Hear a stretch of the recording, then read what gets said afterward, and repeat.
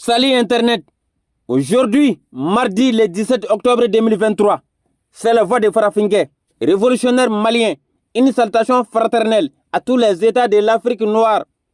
Cette vidéo est adressée au président américain John Biden concernant la suspension de leurs faux aides au peuple nigérien.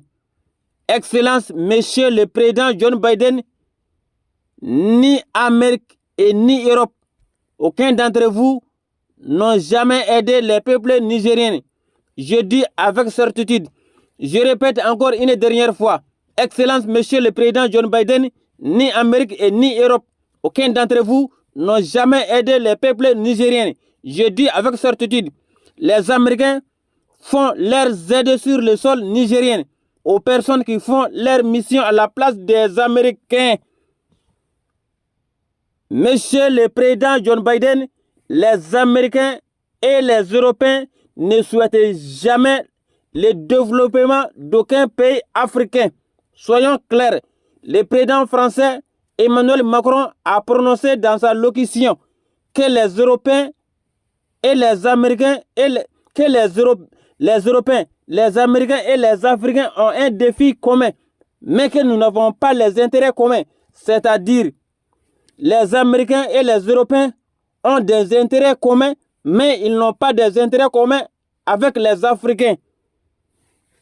Monsieur le Président John Biden, si vous êtes en train d'aider les peuples nigériens, à partir d'aujourd'hui, je vous demande de couper définitivement cette aide, car vous êtes en train de souiller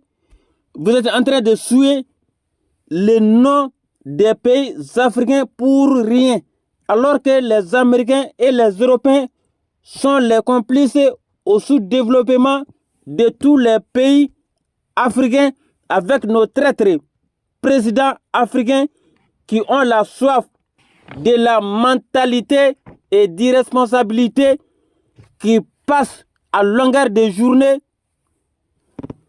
à applaudir bêtement derrière vous.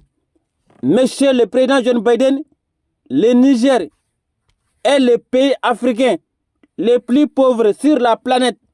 Mais en dehors de cette pauvreté, il est le pays le plus exploité par les Américains et les Européens. Je répète encore une dernière fois.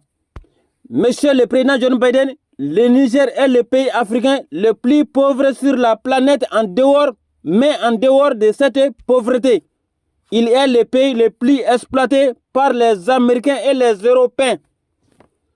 Monsieur le Président John Biden, à partir d'aujourd'hui, mardi le 17 octobre 2023, je vous demande le retrait définitif de l'armée américaine sur le sol nigérien. C'est un pays souverain et sa souveraineté n'est pas liée aux forces américaines et européennes.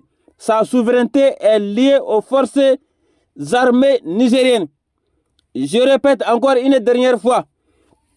Monsieur le Président John Biden, à partir d'aujourd'hui, mardi le 17 octobre 2023, je vous demande le retrait définitif de l'armée américaine sur le sol nigérien.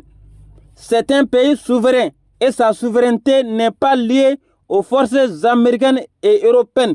Sa souveraineté est liée aux forces armées nigériennes. Monsieur le Président, la guerre du 24 février 2022 entre la Russie et l'Ukraine, c'est la complicité des Américains et Européens. Monsieur le Président, la guerre tout récemment du 7 octobre 2023 entre Palestine et Israël, c'est encore la complicité des Américains et Européens. Je répète encore une dernière fois cette partie. Monsieur le Président, la guerre tout récemment du 7 octobre 2023 entre Palestine et Israël, c'est encore la complicité des Américains et Européens. C'est-à-dire le 7 octobre, la guerre qui est passée entre Palestine et Israël, c'est la complicité des Européens et Américains. Soyons clairs, nous ne sommes pas bêtes. Monsieur le Président, le bombardement de Mohamed Kadhafi, président de la République islamique libyenne, le 20 octobre 2011, c'est aussi la complicité des Américains et Européens. Monsieur le Président, la crise malienne par les morts bandits armés des pays Maghreb ou encore faux Touaregs qui ne sont pas maliens du 17 janvier 2012. C'est encore la complicité des Américains et Européens. Monsieur le Président, si vous êtes sûr que l'Amérique est la première puissance économique mondiale, il doit laisser définitivement l'Afrique aux Africains.